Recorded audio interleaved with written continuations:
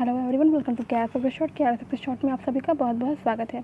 तो फ्रेंड्स, जैसा कि आपको पता है कि मैं बहुत सारे इंटरव्यू क्वेश्चंस आपको करा चुकी हूँ और काफ़ी सारे डिमांड्स भी आ रहे हैं अलग अलग सब्जेक्ट्स के इंटरव्यू क्वेश्चंस को प्रोवाइड कराने का। बट एक बात मैं ये भी कहना चाहूँगी कि जो बच्चे जो हैं एकदम इस बात के लिए प्रिपेयर हैं कि उनसे जो है सिर्फ उनके सब्जेक्ट के ही क्वेश्चंस पूछे जाएंगे, तो मैं एक बार यहाँ बताना चाहूँगी कि ये ज़रूरी नहीं होता है कि अगर कोई बच्चा साइंस स्ट्रीम का है तो उससे साइंस स्ट्रीम के ही क्वेश्चंस पूछे जाएँ, या फिर कोई बच्चा अगर आर्ट्स स्ट्रीम का है तो उससे आर्ट्स के ही क्वेश्चन पूछे जाएँ। क्वेश्चंस जो कॉमन क्वेश्चंस होते हैं वो चाहे सोशियोलॉजी के हों, इंग्लिश के हों, हिंदी के हों या फिर मैथ साइंस के हों, किसी भी सब्जेक्ट के क्वेश्चंस हो वो आपसे वहाँ पूछा जा सकता है। और जैसा कि मैंने अपने फर्स्ट लेक्चर में ही आपको बताया था कि इंटरव्यू में क्वेश्चंस की कोई लिमिट नहीं होती है। क्वेश्चंस कहीं से भी उठ सकता है, किसी साइंस साइड के कैंडिडेट से भी पूछ सकते हैं कि राष्ट्रपति का चुनाव कैसे होता है, या फिर विधानमंडल के बारे में बताइए, लोकसभा राज्यसभा क्या होता है। तो ये अब साइंस साइड का बच्चा अगर ये वहाँ पे कहे कि सर मैं तो साइंस साइड का स्टूडेंट हूँ, मुझे ये सब कहाँ पता होगा, तो ये बातें नहीं समझ में आती हैं।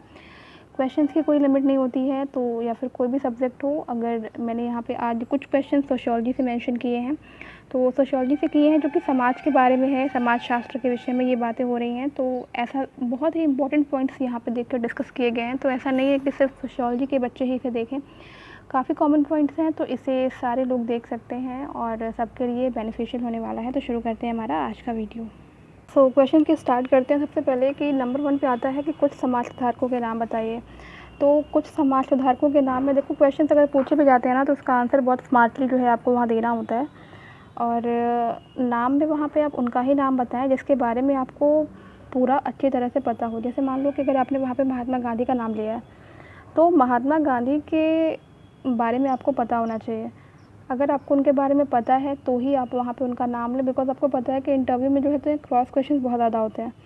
तो उसके लिए आपको वहाँ पे प्रिपेयर रहना है कि क्रॉस क्वेश्चंस आपसे वहाँ पे उनके बारे में पूछे जा सकते हैं। तो महात्मा गांधी से रिलेटेड बहुत सारी बुक्स, उनका जीवन परिचय, उनके बारे में जो भी आप चीज़ें जान सकते हो, बहुत सारी चीज़ें हैं, उनसे जुड़े हुए काफ़ी सारे आंदोलन हैं, तो ये सब चीज़ें आपको पता होनी चाहिए।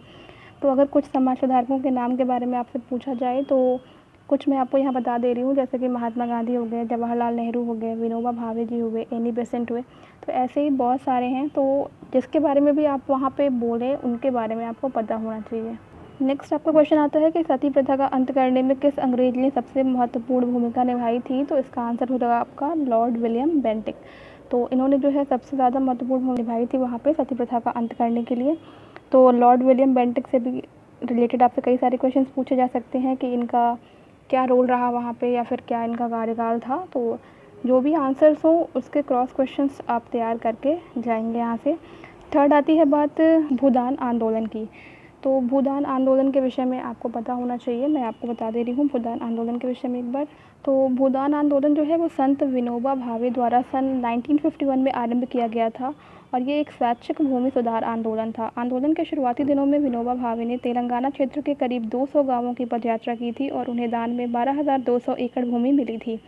इसके बाद से आंदोलन उत्तर भारत में फैला और बिहार और उत्तर प्रदेश में इसका गहरा असर देखा गया था। तो भूदान आंदोलन से रिलेटेड है विनोबा भावे जी, तो इनके बारे में भी सारा कुछ आपको पता होना चाहिए। क्रॉस क्वेश्चंस यहाँ से भी उठ सकते हैं कि विनोबा भावे के विषय में आप क्या जानते हैं, इनके बारे में बताइए। तो अगर भूदान आंदोलन तैयार करना होगा तो उसके बारे में आपको जो है अच्छी तरह से नॉलेज होना चाहिए ताकि आप वहाँ पर उसको बता सकें। नेक्स्ट आती है बात क्वेश्चन नंबर 4 की, आर्य समाज की स्थापना। तो आर्य समाज की स्थापना जो है वो स्वामी दयानंद सरस्वती जी ने की थी। ये बहुत ही कॉमन सा क्वेश्चन है और ऐसा ज़रूरी नहीं है कि ये सिर्फ किसी सोशियोलॉजी के ही स्टूडेंट से पूछा जाए, ये किसी भी बच्चे से पूछा जा सकता है। नेक्स्ट आती है बात फादर ऑफ सोशियोलॉजी। तो फादर ऑफ सोशियोलॉजी जो है बहुत ही कंफ्यूज करने वाला क्वेश्चन है। एक आता है क्वेश्चन आपका फादर ऑफ सोशियोलॉजी और एक आता है क्वेश्चन आपका फादर ऑफ इंडियन सोशियोलॉजी। दोनों क्वेश्चन में डिफरेंस है, तो पहले मैं इसका आंसर दे रही हूँ आपको कि फादर ऑफ सोशियोलॉजी कौन होंगे। तो फादर ऑफ सोशियोलॉजी का जो आंसर होगा वो होगा आपका ऑगस्टे कॉम्टे। नेक्स्ट क्वेश्चन हमारा है क्वेश्चन नंबर 6, सोशियोलॉजी वर्ड पहली बार कब यूज़ किया गया था। सोशियोलॉजी वर्ड जो है सबसे पहले यूज़ किया गया था 1839 में। नेक्स्ट आपका है कि कार्ल मार्क्स का पूरा नाम क्या है। तो कार्ल मार्क्स का पूरा नाम है कार्ल हेनरिक मार्क्स और उनका जन्म कब हुआ था, इसी में इंक्लूड आपका ये क्वेश्चन भी है, कार्ल मार्क्स का जन्म कब हुआ था। तो इनका जन्म 5 मई 1818 में हुआ था। इसके बाद से आती है बात क्वेश्चन नंबर 9 की, कम्युनिस्ट मैनिफेस्टो के राइटर कौन है। तो कम्युनिस्ट मैनिफेस्टो के राइटर हैं Karl Marx and Friedrich Engels. ये जो भी चीज़ मैं आपको बता रही हूँ यहाँ पे, इसके आंसर्स मैं आपको लास्ट में एक बार प्रोवाइड भी करा दूँगी। तो कम्युनिस्ट मैनिफेस्टो के राइटर कौन है, वो हैं Karl Marx and Friedrich Engels. इसके बाद से बात आती है क्वेश्चन नंबर 10 की कि मार्क्स के अकॉर्डिंग सोसाइटी में कितनी क्लासेस होती हैं। तो मार्क्स के अकॉर्डिंग सोसाइटी में जो है वो 2 क्लासेस होती हैं, उनके नाम भी मैं आपको यहाँ मेंशन कर दे रही हूँ। पहली होती है आपकी कैपिटलिस्ट क्लास और दूसरी होती है आपकी लिबरल क्लास। पहली होती है कैपिटलिस्ट क्लास और दूसरी होती है लिबरल क्लास।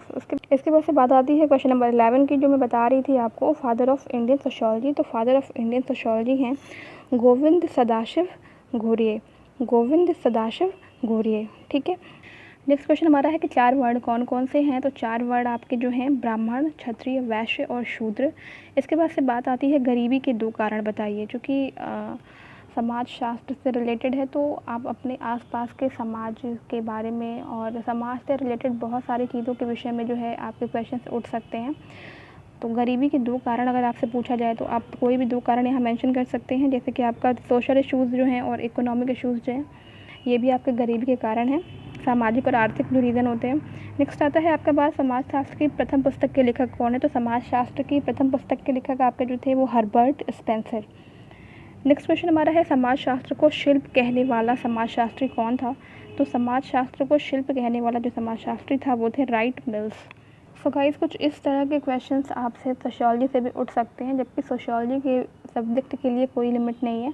सोशियोलॉजी से क्वेश्चंस बहुत सारे पूछे जाते हैं, आपके समाज में आसपास के क्षेत्र में क्या हो रहा है और उससे रिलेटेड बहुत सारी चीज़ें जो हैं सोशियोलॉजी के सब्जेक्ट में पूछी जाती हैं। तो उसके लिए भी आप प्रिपेयर रहें।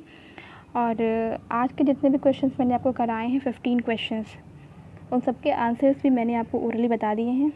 एक बार वो सारे आंसर्स मैं आपको यहाँ पे एक बार शो करा दे रही हूँ, देख लो। पहला वाला आंसर भी आपको यहाँ से देखो, फर्स्ट टू लेकर के जितने भी आपके आंसर्स थे एक बार सारे आप यहाँ से देख लेना। आप चाहो तो इसको अच्छे से देख सकते हो, नोट कर सकते हो, ठीक है ना। मैंने पूरा टाइम यहाँ पे देखो दे रखा है आपको, आप ये सारे क्वेश्चंस के आंसर यहाँ से देख सकते हैं जितने भी मैंने आपको बताए हैं।